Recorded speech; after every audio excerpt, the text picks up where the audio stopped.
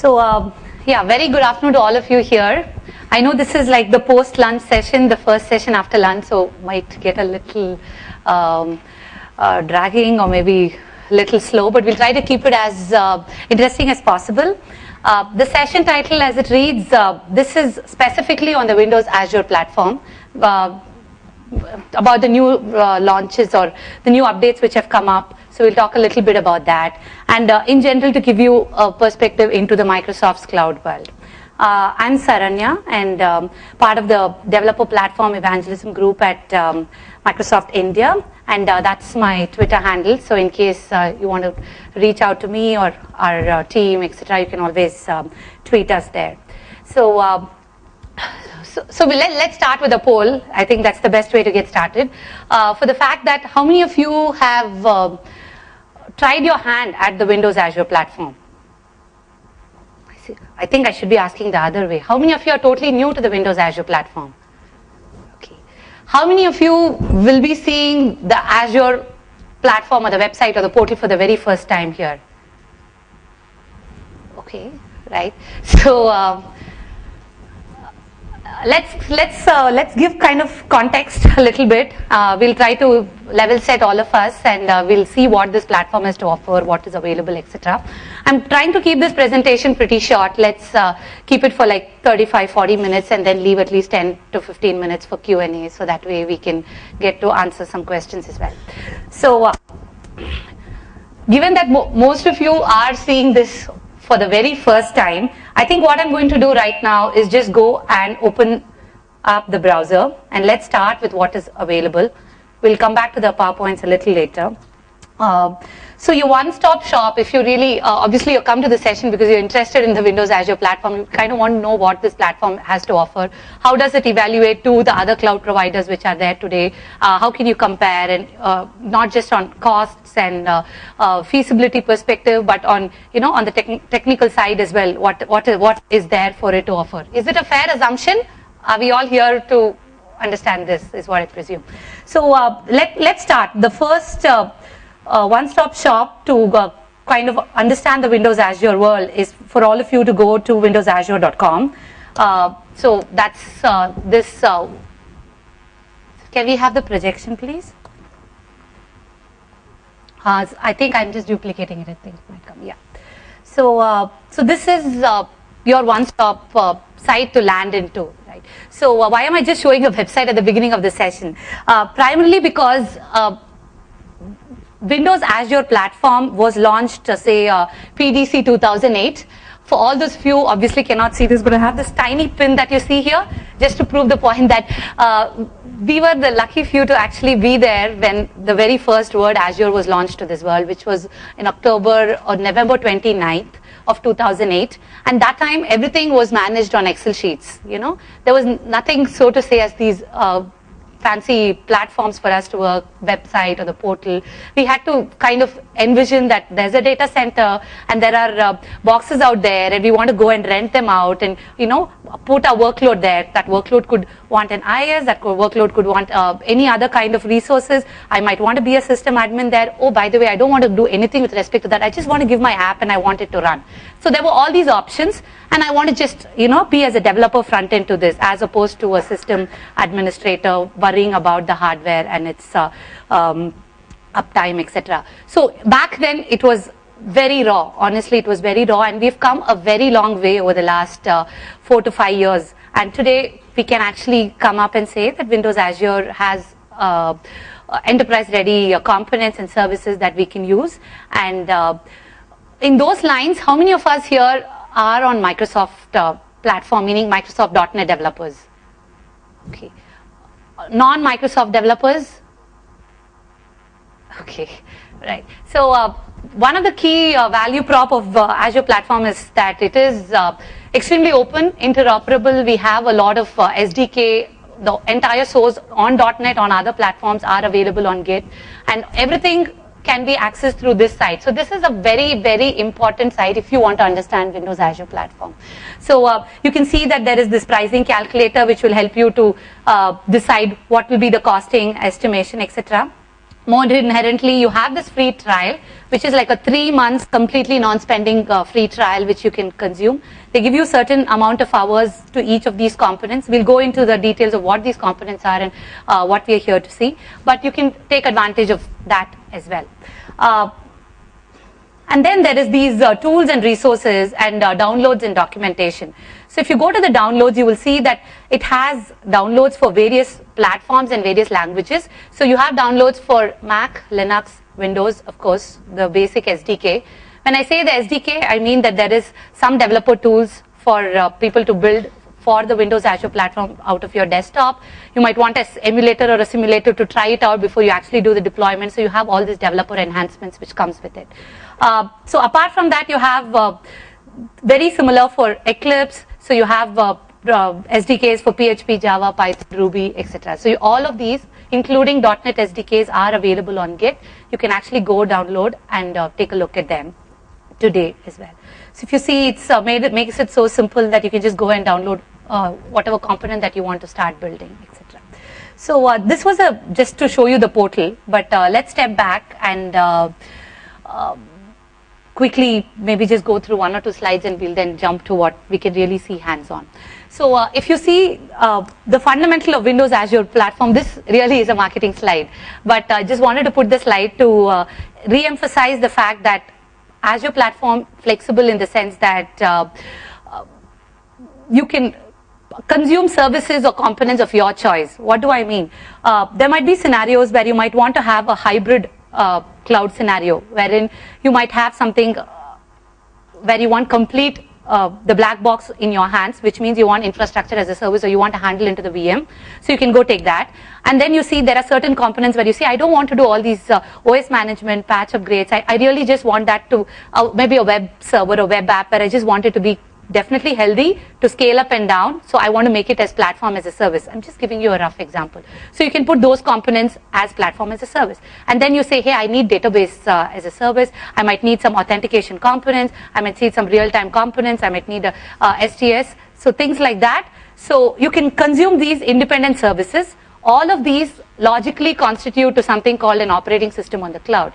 But essentially, when I say Windows Azure platform is a very flexible operating system on the cloud, it really boils down to your business scenario, your application or your architecture, to say that, hey, I have something, I want this to run off my premise, or I want some parts of it to run off my premise. What is the best way to run it? Some of it can be on premise, some of it can be off premise, and today I want it to be a run on Azure, tomorrow I want to move it to EC2 for whatever reason you might have.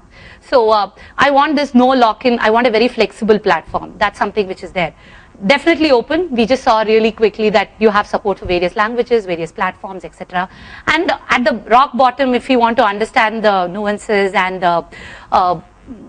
the core distributed operating system, which we call the fabric, which basically powers these thousands and millions of virtual machines and the data center, how solid or how is it at the back end? So that's something you might want to explore further as well. So that's about the Windows Azure platform. Now, I also told you that the Azure platform has independent services. I said that although I can envision that it's like a cloud operating system. Say when an SA operating system, I give foo.exe, I want it to execute foo.exe. That foo.exe could be something that runs on IIS, something that runs outside, could be a WCF service, could be a background process, could be anything. If you want to run and you want an environment to run your application or deploy your application or host your application, that's one key thing of an operating system. There could be other things like, definitely storage is a no-brainer. You need storage, you need abstract data types of, on Azure platform, you have some standardized data types like blobs, tables, queues, and drives, such. So you might want certain kind of these storage components. You might also want the basic operating system capabilities of scheduling, health management, disaster recovery, on all those things. So that is the core operating system thing.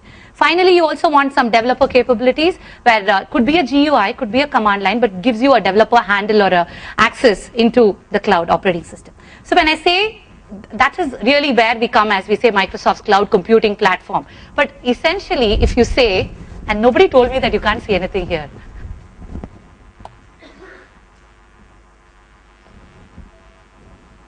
Something is it's just going into the extend mode automatically. I think it's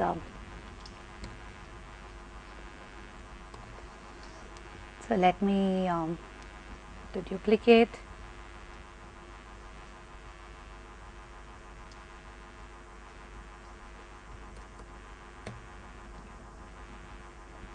So what I was charged on usage basis, over which you have these independent services. So today, in the next half an hour or so, we're going to see this tiny bit on the right hand side, on my right hand side that you can see, which is the cloud services and the virtual machines.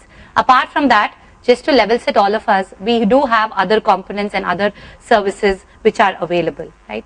So over and above, you also have higher level components like caching, CDN, you might want some identity, some media services where you have transcoding, encoding, transcoding, and then you have streaming capabilities out of the box, high performance computing, things like that. So, and access to this platform for developers can be through .NET, could be through Java, PHP, and Node.js, as these are the first class citizens. We have a support on Ruby, etc. as well. So going forward, I think what we are here to see, as I said, is to take a look at the compute component, the one that you see on the right, which is to say, as you could be a web developer or any kind of a developer where you want a deployment option. You want to migrate your application which is on-premise to the Windows Azure platform. What are your choices? Where do you want to deploy and how do you deploy? Right. So as you see this, we see that compute options on Azure, basically as it stands today, there are 3 computing options on Azure. One is called the websites, which is like the higher level where you can quickly go ahead and start up your blog engine, or could be existing Umbraco or Drupal site that you want to just pull it up and deploy your data and content into it. You want to get a website up and running, or you already have a website you want to migrate. You want to do it rapidly. You want to do it with an existing, so for example, through Visual Studio, there is Webmatrix, so you want to do it outside through FTP, through Git, or TFS. So you have all these options to go and deploy as a website. Website supports PHP, supports .NET, so, and it also supports SQL as a backend server. It also supports MySQL, so you have these options and you can choose that. Unfortunately or fortunately, we're not talking that piece today, right now, but I just wanted to kind of give you an option that is there. This is like a higher level wrapper which has already been built over an existing VM to give developers that ease of use, or basically they call the rapid application development paradigm, to go ahead and deploy your website. The next option that you have on the Windows Azure is called the cloud services. How many of you are hearing the word cloud services for the first time? Here. Have you heard of cloud services? Yes? Yes. Okay, great. So you've heard of cloud services, right? And you've also heard the fact that cloud services is platform as a service, right? So what is platform as a service? Anybody? The whole virtualization, OS, the software, everything provided as a platform. The full platform is provided as a service, like kind of subscription based. OS as a service, okay. PaaS is platform as a service, right? Any other? Right. So pretty much of what we all said. Platform as a service is you have a proper platform available there for you, and you go ahead and give your application in a packaged form that the platform can understand, so that it goes ahead, deploys that package, and it could go and scale up and down the way you want and the need you want. And you as a developer have access to go ahead and perform operations like scale up, scale down, or change the configuration of your application with respect to the platform. Might seem a little confusing, but platform as a service is when the Windows Azure was launched with platform as a service, like 4 years back, when there was nothing called giving you a virtual machine for you to go and do what you want with that virtual machine. We said that if you're looking for infinitely scalable applications that fall into the truly cloud tenets of computing, then the typical way to go forward is platform as a service. We still kind of believe in that way, but today we see that platform as a service needs a lot of architectural changes, meaning you need to architect your app so that it can be economically feasible on deploying to the platform. The platform will be state agnostic, so you need to ensure those components are taken care of on your platform. Your various services like caching needs to be distributed, so you have to ensure that there is tweak in your application, right? And then there is this option of various legacy applications or existing applications that you want to migrate. And you want to migrate in a kind of a lift and shift fashion, where you say that I just want to migrate this and see and have the confidence whether it's working fine in the cloud. Or there could be a business need where I have my third-party DLL or my application that needs to be licensed and that needs to be installed in that virtual machine, and I need granular access. That is, I need to have a complete sysadmin access onto that virtual machine. So that's when we came up and said, let's expand the cloud service. So this cloud service is a virtual machine which is there at the back end. Although you can RDP to that virtual machine, we'll see all of that. You can RDP to that virtual machine. On all essential ways, your application will be deployed into the virtual machine automatically. So if you go ahead and make a web.config change onto that virtual machine, go RDP and change, it's not guaranteed that that's going to be there in the next 1 hour, 2 hours, 3 hours, right? You have to give the package to the fabric, that's what I say, to the platform as a service. So you give your package to the platform, and that will be the golden package for the platform, where it is going to take this for scaling up, scaling down, it's going to take this for disaster recovery, everything. So that package is the golden package. However, if you're looking at virtual machines, it means that this is a persistent virtual machine. It's like a dabba which is available for you. You can log in, you can make some changes, you can shut it down, you can reboot it back, and everything stays along with it. So this is the basic difference, I would say, between cloud service and virtual machines. So as you see on the screen, we are trying to focus on these two. If you're looking at enterprise server applications, as I said, licensed enterprise server applications, you might want to look at virtual machines. If you're looking at porting existing applications, you might want to look at virtual machines. If you're looking at applications outside of Windows platform, right, you want Linux operating system or something like that, virtual machine offering is something for you. Right.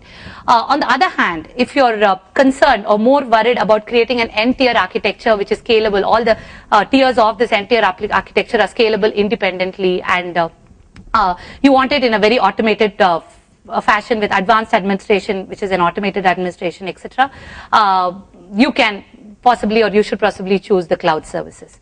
So with that, let's just go quickly and take a look at the Windows Azure portal. So if you're looking to, so I said there's something called the 3 months free trial. So once you sign up to the 3 months free trial, so unfortunately or fortunately, it's going to ask you for a credit card. So the idea of credit card is we're not going to charge the credit card. I think they charge about 2 rupees to ensure that the card is valid, and they do not want misuse of the card. We have initially there was a lot of issues on various hacks and pawns, etc. So they didn't want all of that. So you have to give your credit card, but at the end of 3 months, either your applications will die, whatever you host on them, or you can extend this to a paid subscription if you're interested. So that is the option. So by default option is you will just lose whatever you've deployed on that, and they will send a couple of mailers and then it's lost. So it's like a very secured, no spending limits on your card. So that's how they have put it up. So once you do that, or if you have MSDN subscriptions, you get a lot of Azure components for you to test out, etc. Whatever be the way, if once you have a trial and you have an account, you might want a live ID or a passport ID. You can log into manage.windowsazure.com, and with that what you get is the portal that is here. It's an HTML5 based portal, and gives a kind of styled in the Microsoft's Windows Store design principles. So you see a lot of sharp edges and a lot of rectangles around them, and all these services have a very very uniform or a very continuous way of going ahead and creating a virtual machine, or going and creating a cloud service, and then you could go ahead and do a very similar thing. So for example, when I want to go and do something like I want to go and create a cloud service, so I can go and say new, and then this gives me options. So I see that I have these compute, I have storage, I have networking, I have certain settings, and there is an Azure store also.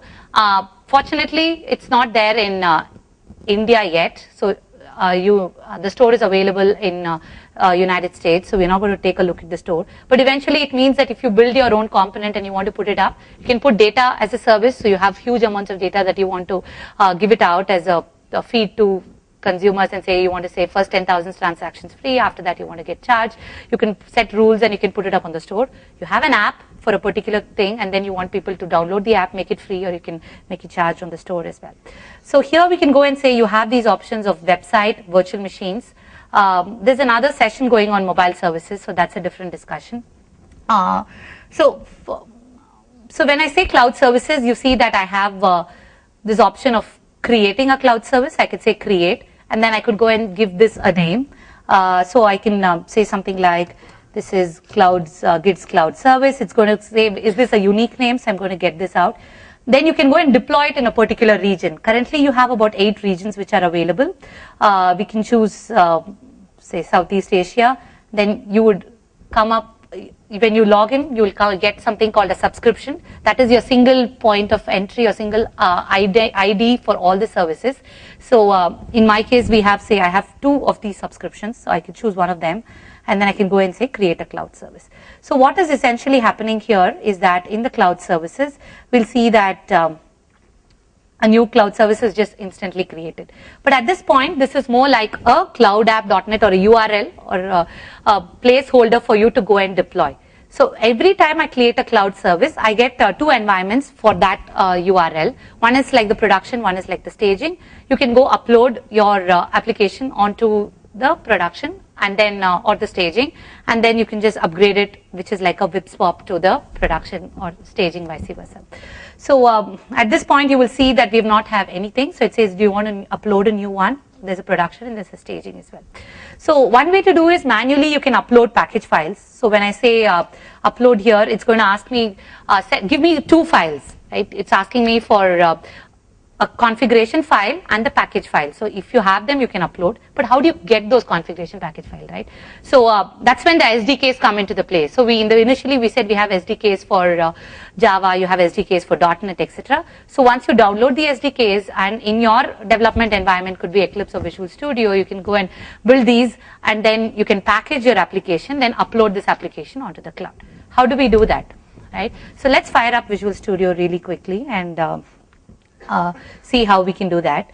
One thing we need to do is today, if you want to do any cloud application, it needs to have elevated privileges. So go ahead and create a new project. By the way, if you're having Visual Studio Express Edition, the cloud SDKs work perfectly onto that. So it's like a free version which you can download and take advantage of immediately. So you see that you have this template which says cloud, so I can select that. Then I can go in and say, go ahead and create a Windows Azure cloud service. That's what it's called. And then what I get is Visual Studio kind of spoils you with the various templates. So this is also there. So you have a lot of these templates which is coming out. You can create a blank one or you can choose one of these templates. One point which I want to definitely make here is the fact that in these templates, you'll see the word a web role or you'll see the word as a worker role, right? So the basic differentiation is any application that wants to run on IIS, you'll create it as a web role. It could be an ASP.NET application, MVC application, could be anything that runs on the web server will be a web role. Anything that you want to run as a background, as a background task or background process, etc., you can set it as a worker role. By worker role, it means it's like a continuous role that happens and there'll be a while true kind of a loop and where you can set breakpoints to say that keep polling at a particular queue or keep waiting at a particular endpoint for some message and then do a task when you get it. So it's like a background process that happens. Typically the scenario that we are looking at projects, one is our good old friend, our ASP.NET web application that you see. The other one is slightly different and that is the cloud project. The first one, we'll go with what we know. This is the web role one, which is, I said, the ASP.NET web application, right? It's essentially the ASP.NET web application is all its glory, except for a couple of differences, very obvious differences, which is not like the must need. One is, you can very easily guess that there would be some references which is added for the Windows Azure. So there are Windows Azure references for the runtime, for the storage components, etc. So that's one thing which comes automatically. The second thing definitely is this webrole.cs that it's not a mandatory CS file that is required. But what happens in webrole.cs is essentially when this application is deployed onto the virtual machine and it's booted up, at the start of the, when pool is created, and when the application is booted and started, on start of this role is what they call, you want to perform certain operations. Typically, what kind of operations?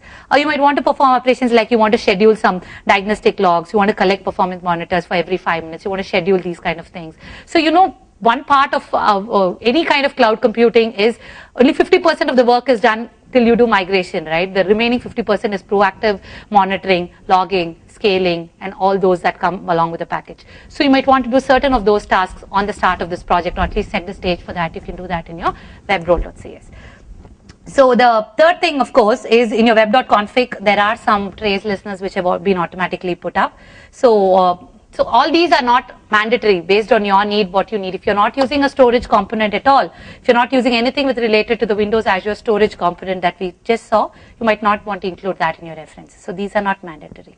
Now coming over to the next project that you see, this is your cloud project that you see here. Essentially it has pretty much no code, lot of configuration settings, and it has these service configuration and service definition and something called the roles, right? So if you see under the roles, this web role is listed under this role, which means that this web role will get packaged into the cloud project when you go ahead and do the deployment or do the when you build the project. So when I go and open up this web role, I have a lot of property settings. So these are the things that I said. Now it's become so handy that you can do a bunch of things out of Visual Studio. Previously, all these had to be coded as XML files and had been written in your service configuration file or the configuration files. So today you can go ahead and increase or set the instance count. You can go and choose the size of the virtual machine. If you see, you have something like extra small, small, medium, large, extra large, and then there is also extra large, which is like up to 54 GB virtual machines that you might want to use for your application. So that you have.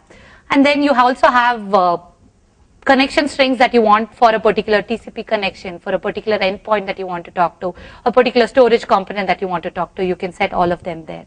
That is in the endpoints, that is.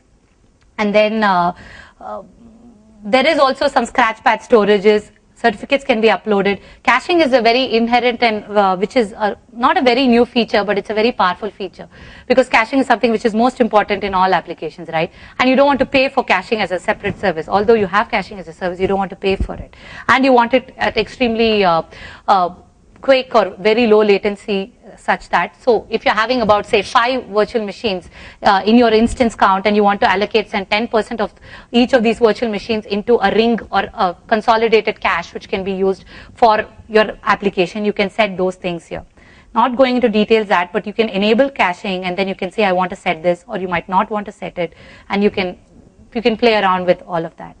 So let's go ahead and build this application and let's run.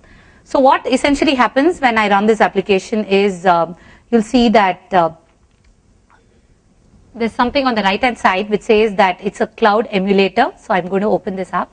One very useful feature of the Windows Azure SDK across the various platforms is the fact that you have an emulator on your desktop which will basically simulate your deployment process onto the cloud. Kind of, it's not a foolproof thing. It's not like every time this works that 100% works.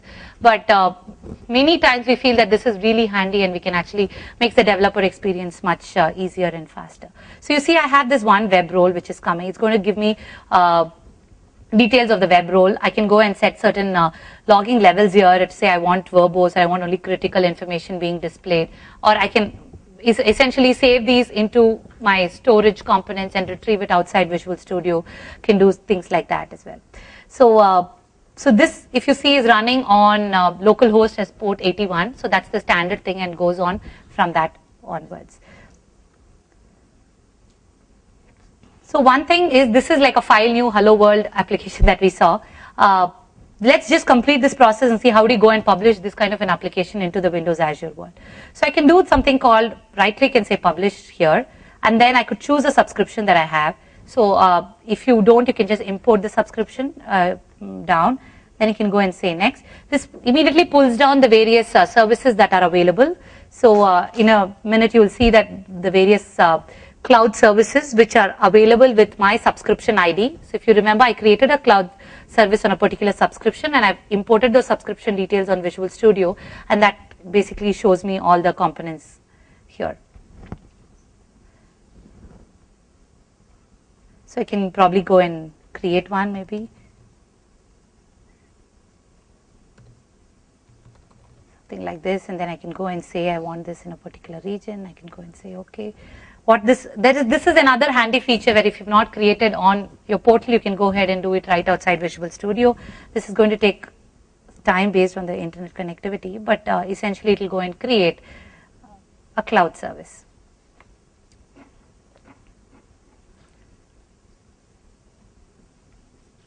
So while that is happening, do we have some questions?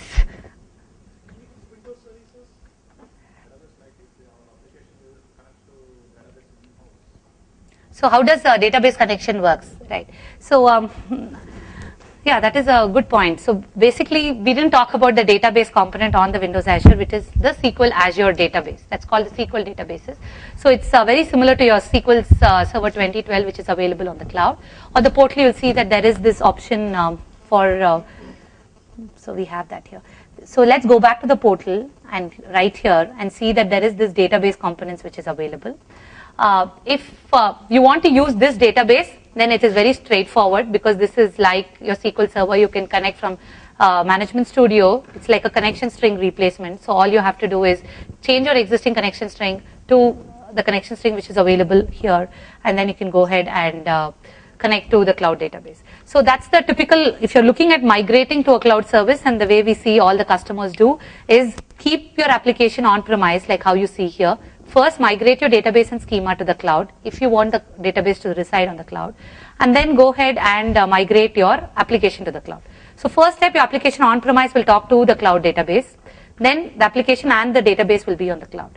There could be cases where you say that I want the database to be on the Windows Azure virtual machine, like a dedicated VM, not as a part of the cloud service, could be on-premise, etc. So there are a lot of these networking capabilities. If it is on the Windows Azure virtual machine, it's fairly straightforward because effectively it's within the Azure world. If it is an on-premise SQL Server, then you have components called the Windows Azure Networks, or like the virtual networks, where you can create a LAN there with the number of instances that you have. You can connect an on-premise server into the LAN on the cloud, and then you can make a connection. Or if you want to have an agent running, like a VPN agent which is running, you can install the agent. You can do it at the network level, transport level. So you have options for all of those as well, even at the app level using the service bus also. So I think we had something here. So let's see, I think it loaded up, and then we had created this GITS Cloud Services Southeast Asia. So that has come up. Then I can go do that. There's this option which says enable remote desktop. So I'm going to do that because although I'm deploying this as a cloud service, I can actually remote desktop to that virtual machine, which is very useful many a time. So I can go ahead and enable that. There is this option called web deploy, which is a strictly developer place wherein any differential updates, you want to just do a web deploy into the differential updates, you can do that. So strictly during development time, you want to ensure that you're making, say, a string change, and you want to ensure that's there. Just the differential is uploaded. You don't want to wait for the whole thing to be upgraded, etc. You can use that. The flip side is scaling is not enabled for web deploy scenario. So I can go and do that, and then I can go and say publish.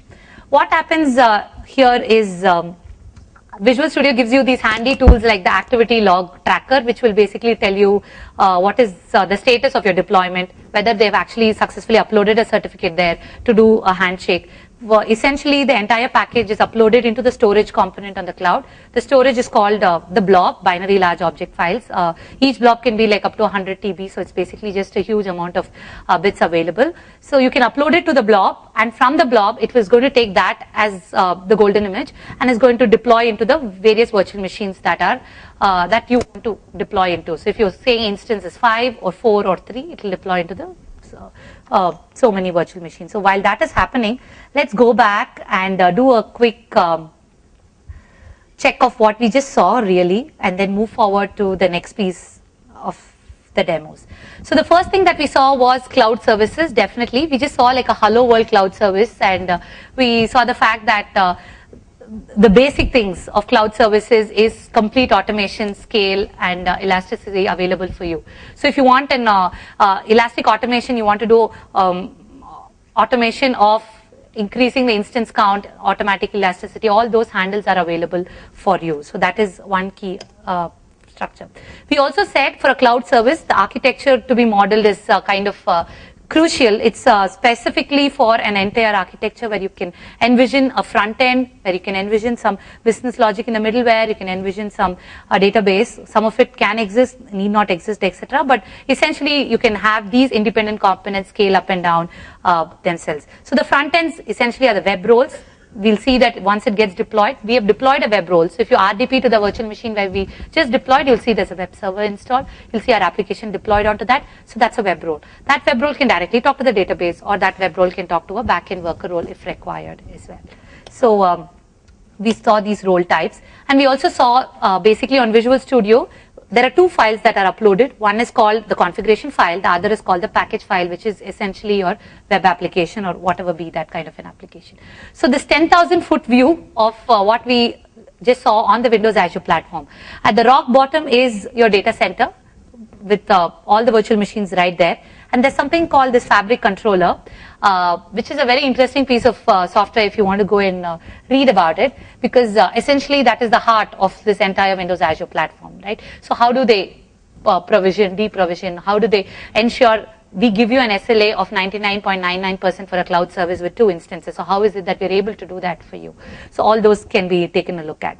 But also, another important piece is all these operations are exposed using REST APIs. So the other, if you say the heart is the Fabric controller, I would say the lungs is the service management or the REST API which is available. So this API can be called from the portal is using the API. Visual Studio is calling the API. Your third-party component or your applications will use the API. There's command line which will use the API. There's Node.js SDK which will use the same REST-based API. So this API is the basis for all interactions on to the Fabric controller, etc. Finally, the portal which gives you easy access to it. And then if you're looking at a .NET development, then you have a cloud app which will talk to the portal and which will talk to the management API, and finally go ahead and provision your virtual machine into the Fabric controller. So the situation is what happens. So in Visual Studio, we created a package file, and then we say, I want to deploy this package file onto a certain set of virtual machines on the cloud. In this case, I'm saying I want to deploy it to 4 virtual machines. So what I do is I go ahead and create 4 virtual machines on my Windows Azure data center. And then what I do is I take the service package and I deploy the service package into the 4 virtual machines, and then automatically there's a NLB which is created, and your applications or various form factors can talk to the data center through the network load balancer. Essentially the cloud service, that's what happens. In certain cases where a particular virtual machine could die because of overload or whatever be the case, then automatically another virtual machine is created. The golden package which you had uploaded is deployed into the new virtual machine, and the total number of counts still exists. So that is essentially the cloud services for you.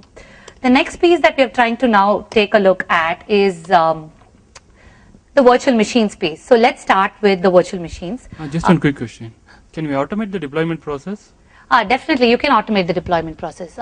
So you have command line tools for automating deployment process. PowerShell comes with its own set of tools for writing scripts to deploy these automated process. So if you want to script it for every Friday, you want to do something like this, that's possible. Yes. So one common review comment what we got it from while before using Azure is, if your application is not optimistic, you will be bankrupt. So that is no, it's whoever already used it, they told a common thing. Imagine that I promised a customer it will take $10,000. It practically ended up in $40,000. So when was this? When was this happened? That's in 1 year back, 5 months back? Yeah, around 1 year before. Okay, fine. So, so it is what it is. So initially, I think the issue was during the billing, there were a very detailed bill that was given up about year and a half back, etc., wherein the consumption was based on what was utilized, and if your architecture is using like huge amount of bandwidth, or you're scaling without constraints, then obviously you're being charged for all the hours that you use. So that is the flip side. the good news is recently what has happened is apart from the price slashes that you would have seen on the various blogs, etc., what has actually happened is the fact that it really, if you're using cloud service, it's like your application and your baby, right? So you have to set, so it could be constraint rules. You can say that you set some rules saying that I don't want this application to each of these components to scale more than X amount. So if I set my limit as N as a constraint, and then I say reactive rule saying that if the CPU utilization goes beyond 80% for any of these virtual machines, spin up another virtual machine, keep a cooling or a time of 10 minutes before you try to spin up another virtual machine. So this is a lot of developer focused at this point. Right? So as a developer, you have to, so that's what I said, 50% of your job in cloud services is going ahead and migrating the app. Is it technically feasible, easy, programmatically easy to do it? Sure, it's pretty straightforward. But is it valuable? Is it worth? And are you really knowing what is exactly happening at the backend? We want to step back, take a look at setting these rules, taking diagnostic logs. Storage is extremely cheap. So you might want to choose on those cases where you want to use a table storage available in the flat form as opposed to a table of SQL Azure if the scenario permits. So it's basically amount of re-architecture that is definitely involved. But again, if you're cognizant with the basic parameters, I think you can keep it definitely within control. It's not that once you deploy to Azure, Azure is going to just keep charging you and you're going to become bankrupt. That's honestly, that's not fair. But what is the good thing is, if we have the situation where we don't have the time or the bandwidth to do a complete re-architecture, where we don't want to do such thing, and at the same time we want to leverage the cloud, there is a necessity to move outside of our premise to the Windows Azure world and keep it extremely economical. And I'm not really totally hungover by the cloud tenets, and I don't want to make a picture perfect deployment on the cloud. That's what we're going to see right here, which is the virtual machines thing. So virtual machine comes with standard rates per hour.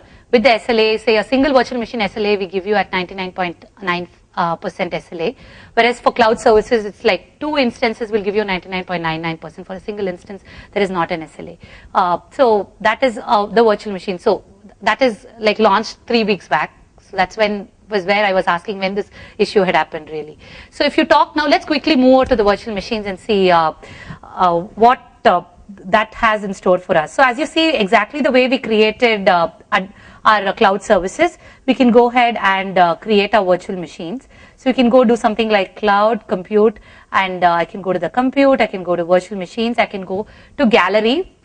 The gallery is interesting because it gives you a pre-configured set of virtual machine images that you can use or download. So if you see, you have all of these, and you also have certain other components available, and you have certain of my components that I've created. So today you want to go, you've created a virtual machine from the gallery, you've installed certain components of it, you want to create an image of it so you can go and use it in the gallery for future use, you can do that. You want to download the VHD on-premise and boot it up offline, you can do that. So in that way, it's a completely no lock-in kind of a thing that we have. So here, let me go ahead and create a Windows Server 2008 component. I can go and say, create this, and then I can go and give it a name. So I'm just going to say kids VM, and then I can choose the core I have. Similarly, you have the options of all of them. So you have up to A6 and A7. You can give this a username and a password.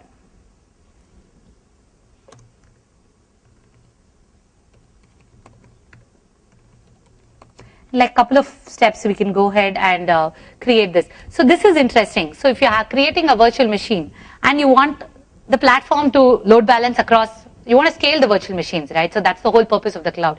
Just as someone said that I don't want to go into the cloud service because of the reasons that I know are valid. I want to use the virtual machines, but I need network load balancing across my virtual machines. Can I do something like that? So here, either you can create a standalone virtual machine, or if you already have an existing virtual machine which you want to network load balance, you can set it up here. But as you see, in this case, it's not an automated task. This is a manual task that you're doing. So you'll have to do that. here you can, so any virtual machine that you created, the entire VHD is stored at the Windows Azure storage at the backend. So you will have to give it a storage account. We didn't specifically talk about the storage account, but there is a storage available or associated to your account. So whenever you have a Windows Azure account, you'll want to create a storage account as the very first thing that you want to do, because one, the storage account is like extremely cheap, and I said you get terabytes of data for like pennies, so it's very cheap. But the second time, it's the way where you can store your diagnostics, logs, your entire VHD. In fact, if you want to do a cloud service deployment, it is first deployed into the storage, and from there, it's where it's actually deployed into the virtual machine. So things like that. So you might want to choose a cloud service that I'm choosing here. And if you can choose a particular region, or if you had seen there was an option to choose a virtual network. So if you want to connect to an existing, or you want to create a virtual network and put it into that virtual network, you can do that. And that's about it. So soon, in like a couple of, this would take about 4 to 5 minutes essentially. You should see a virtual machine that we can connect to. So if you see, we have all these options. You can attach disks, and you can actually deploy your SQL into the disk, etc. You can do a bunch of that. So what is actually happening at the backend when we just created this virtual machine, right? So this is what is essentially happening at the backend. Let's see the flow really quickly. So you have these components. As I said, Windows Azure storage is key. I said Windows Azure compute is the window or the portal where you actually go and enable that. And then there is this provisioning repository where they have the images that will start getting provisioned. On the top is the customer storage account. So if you see, when I had created, I had chose something like Saranya storage account or something. So you can go ahead and create a storage account.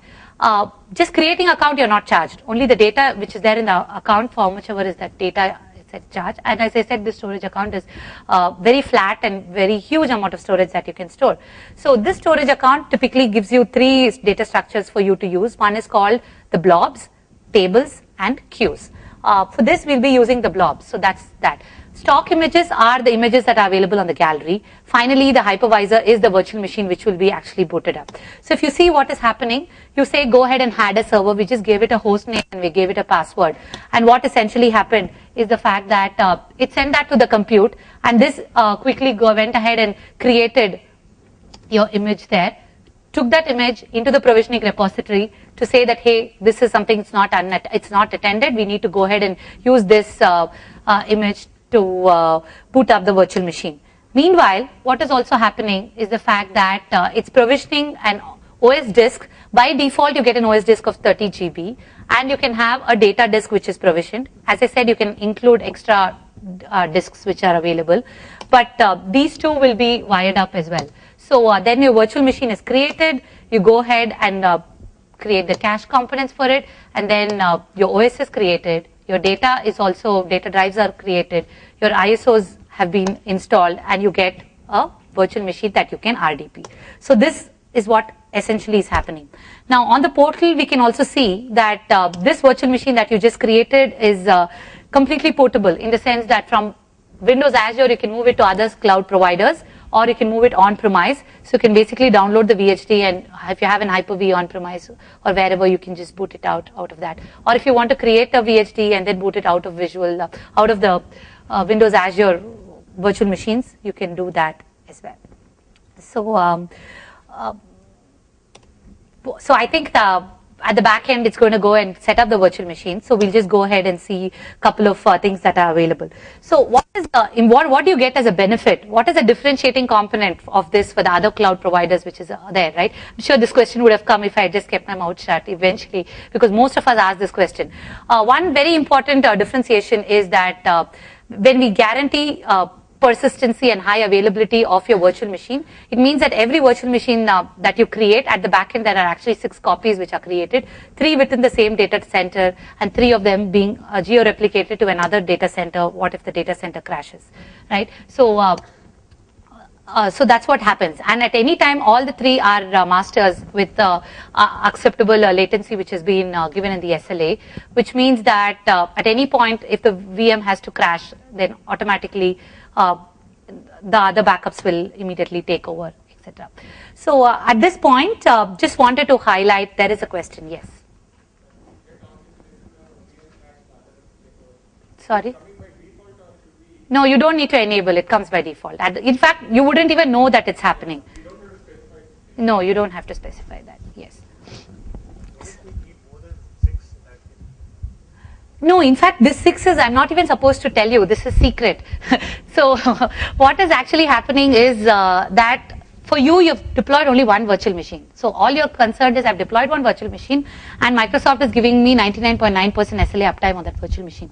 What I'm saying is at the back end, how do we give you 99.9% SLA is the fact that we have multiple copies and we try to even geo-replicate it to a different data center so that your VHD stays intact. Yeah, so a very good question. Now, if it is SQL, so on the virtual machine, right, essentially supported scenarios from Microsoft GTSC, I mean the support center on a virtual machine will support SQL Server image, etc. If you have an Oracle license and you want to install Oracle onto a Windows Azure, it's essentially a Windows server, maybe 2012, 2008, whatever be it. It could be a Linux, so you can want to use, if you have a MySQL, you want to install into a Linux machine, you can do that. So it's completely your machine. If you're looking at virtual machine, just assume that it's your machine. That's what. Sorry? Yeah, so the question is about AD configuration. So that is another independent service which is available. So AD on the cloud is currently available. So today, if you want to create an Active Directory configuration on the cloud, that's possible. You have an on-premise AD that you want to extend onto the cloud, that's possible too. So you can create a virtual machine and then you can enable AD on it. So that's possible. So what if I use the group with Windows Azure? Sorry? Yes.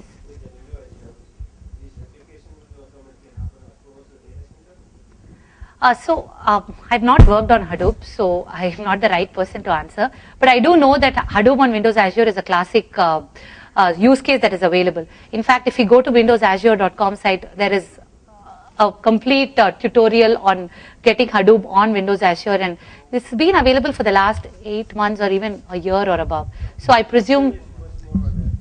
Sorry? The implications and multiple data centers across. Yes. I would not see a reason why it should not happen, but we have to check. Yeah, I have a question.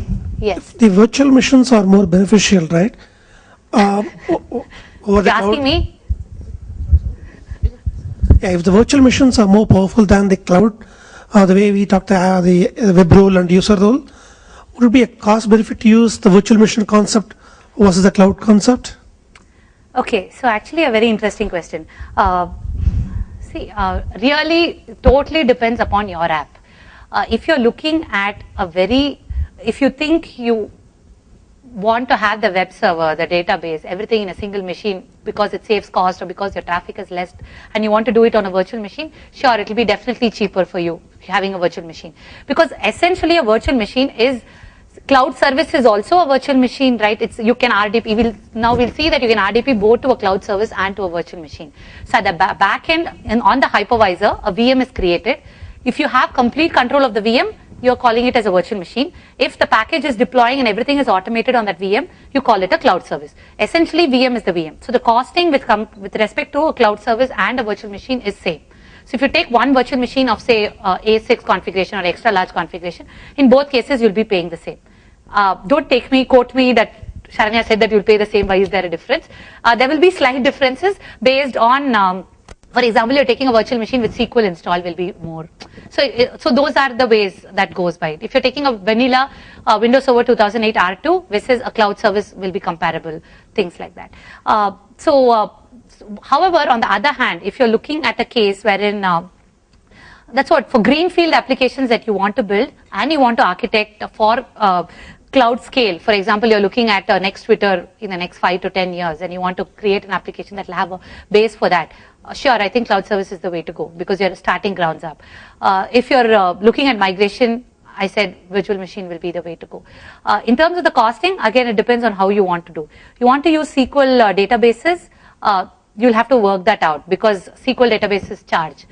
For certain scenarios where you have concurrency is not too much of an issue, where there is a lot of reads as opposed to writes, where you can handle that, you might want to use a table storage, which is available, which case then your cost will come down at least by 5 to 8 folds. So we have to really look at the case for that. So now moving ahead for some advanced scenarios. In fact, just wanted to call this out. This is like a very interesting piece if you want to go and take a look back and take a look at the code for this. So there is this hybrid scenarios where certain components will be PaaS. So which is better, PaaS or that is platform as a service or virtual machines?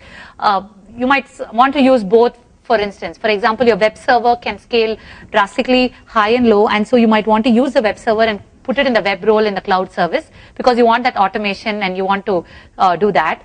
A lot of our customers have used cloud services. They are happy with that. On the other hand, you see that SQL, I need to have a dedicated SQL server on the cloud for myself, and I want complete just a SQL Server 2012 on the cloud. I might want to choose that on the virtual machine. So you can have this integration between the two. And how do both of them talk to one another? So that is another thing, right? So